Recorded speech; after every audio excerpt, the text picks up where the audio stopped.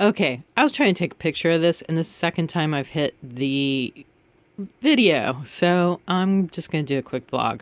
Yeah, glad I bought this. This is how I'm dealing today.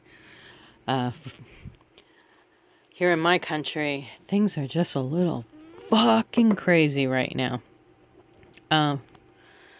Definitely felt like I've fallen down a rabbit hole sometimes. Anywho, yeah.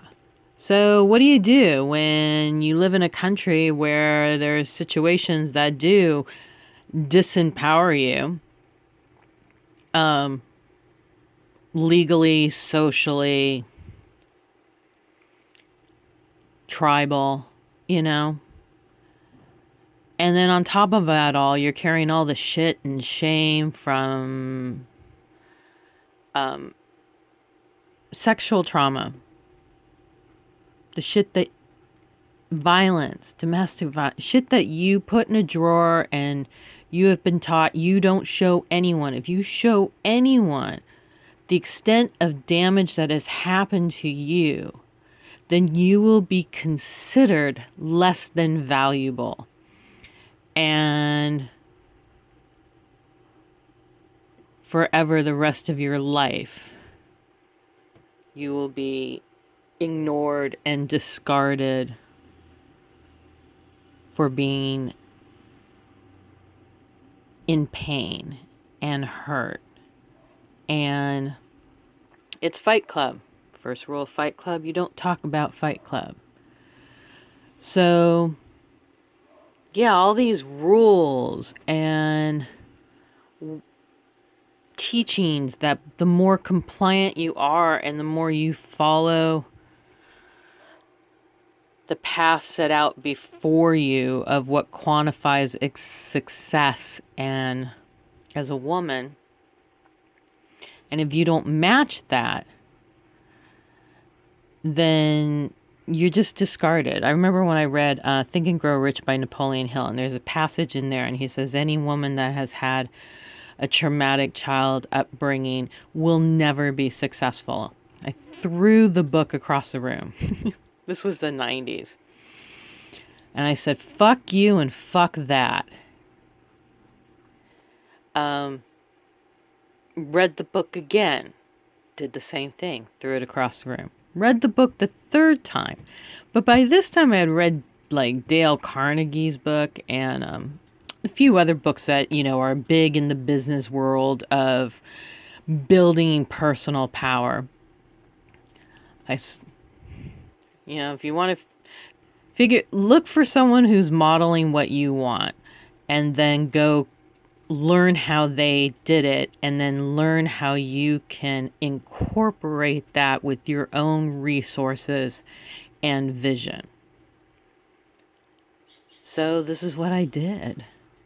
Like, I went celibate and I went and studied personal development. NLP and hypnotherapy and success thinking and all of this. So much valuable stuff in there. But a lot of it's written by men for other men. Louise Hay was, there's my dog. Louise Hay was the first author I had ever read a woman's voice that talked about this pain we carry, who went on to be successful. Oprah Winfrey spoke about this pain she carried from trauma and went on to become a player in the universe. She was one of my idols, and I wanted to follow in her footsteps. But I wasn't sure how to do it. So I turned down a scholarship to a college that I had got accepted to, that I moved out of state for, because I didn't want to commit to being in debt for something that I wasn't sure about. Up to this point, trying to do everything the way everyone told me I should do was fucking me up so badly.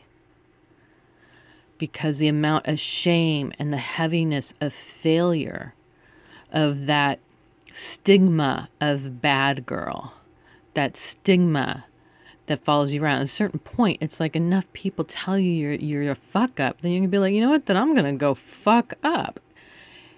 And it was through the fucking up that I learned how to say fuck it. It was learning what I did like, what I didn't like. Learning out who I wanted to hang out with and who I didn't. Had a friend I really loved. All she wanted to do was go hang out at coke parties with jazz musicians. I'd rather fucking watch paint dry. It was just not my thing. So, where have you, this is about power in the darkness, which is going on right now, and what I'm feeling deeply, and power in the darkness, and what the fuck can I do about it? Because if I just fucking sit here and not do anything, I'm going to scream. And I have to look at what I can do. Like, my favorite quote is furious dancing. Hard times requires furious dancing. And that's how I used to deal with things. I'd just fucking turn on the music. And I would go Christina and Meredith on it. And then after my brain injury, and this is who I'm talking to, the ones with the chronic pain, the chronic fatigue,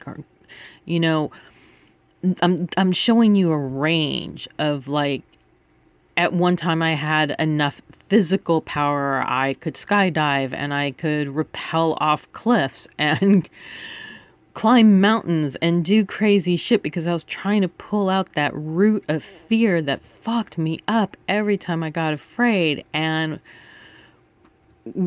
would just freeze me in my tracks and leave me shaking mess. And then the aftermath of trying to clear that up and the hours of isolation and therapies and everything else to try to figure out what was happening to me. Once I got that down, then it was like the Goldilocks switch, this is good. I like this. I don't like this. This is cold. This is warm. This is hot. Learning how to follow my intuition, learning how to build trust within my own decisions and vision and values and beliefs and choices. And that's the most I got out of learning from the boys club.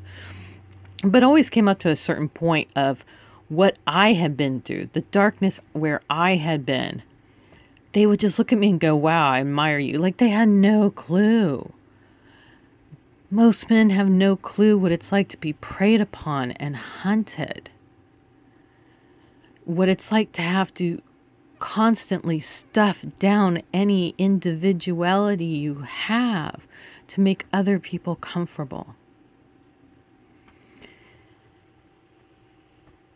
So, yeah, there's a lot of anger, but taking it out on other people, taking it out on myself, those are no longer choices. And so I do what I can do. I call myself the armchair resistance. I make the phone calls. I support the candidates that represent what's important to me. I blog and make videos and talk about healing sexual trauma because there's just not a lot of fucking people talking about what works. They give you a whole big list of self-care and self-love, but they don't tell you how to be successful with it. They don't tell you how to build power and strength from within. And that's what I'm just going to keep doing. All that shit I learned from the boys club, everything, bad girl revolution. They need badass bitches right now because we know what it's like to deal with the fuckery. We recognize the fuckery. We recognize the predators. And in what any way any of us can stand up and share our story and our truth, we're being called. I'm being called. I don't know. Hey, this is my WIP. I love you guys. Peace out. Always feel free to message me or come join my Facebook group, Eclectic She.